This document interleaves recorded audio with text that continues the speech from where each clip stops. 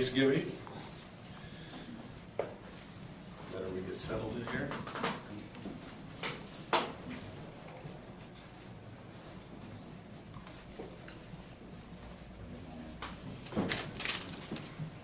Outgrowing this room.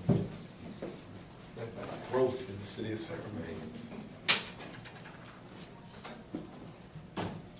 All right, again, hope everybody had a great Thanksgiving. I'm really excited today. Today marks the last day of year one. I've been in office 365 days, 365 days. And I'm just as excited today as I was when I got elected. And, you know, in reflecting back on why I ran, it was pretty simple. It's because I love this city. I'm a third generation Sacramentan and want to fight for this city to be the best that it could possibly be. And when I was out in the campaign trail, a lot of people felt that City Hall was broken. They wanted a more responsive, they wanted less bureaucratic, they wanted a city government that was in touch and accessible to its people on a daily basis. And then lastly, I ran because I thought Sacramento had a chance to be a world-class city, a world-class destination city. And that's what I've strived to do, and we've got to do it all under the guise of creating real accountability. I think people and our voters in Sacramento want their elected officials to be extremely accountable.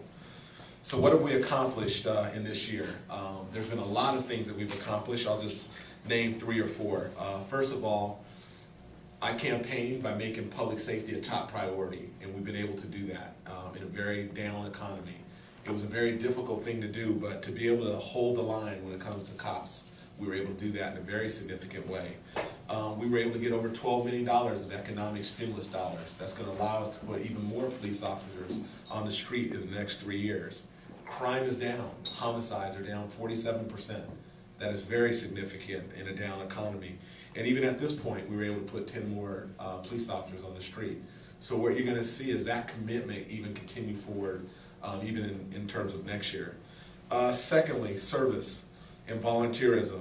We had a goal to get 500,000 service hours. We wanted to be the most caring city in the state of California, and we exceeded that goal. We got 800,000 service hours this year. That's a $16 million economic impact. Again, when you have a down economy, you have to call on the regular citizens to step up, and they were able to do that in a very significant manner.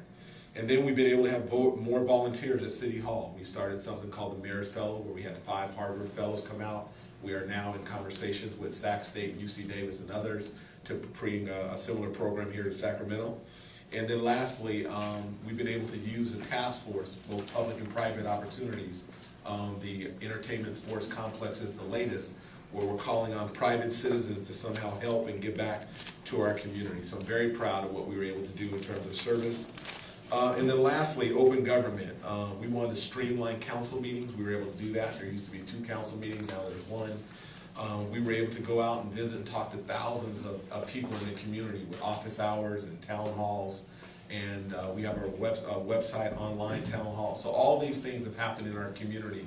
And that accessibility and transparency has went a long way in terms of the community feeling like they're in touch and connecting with their elected officials. So very proud of those accomplishments.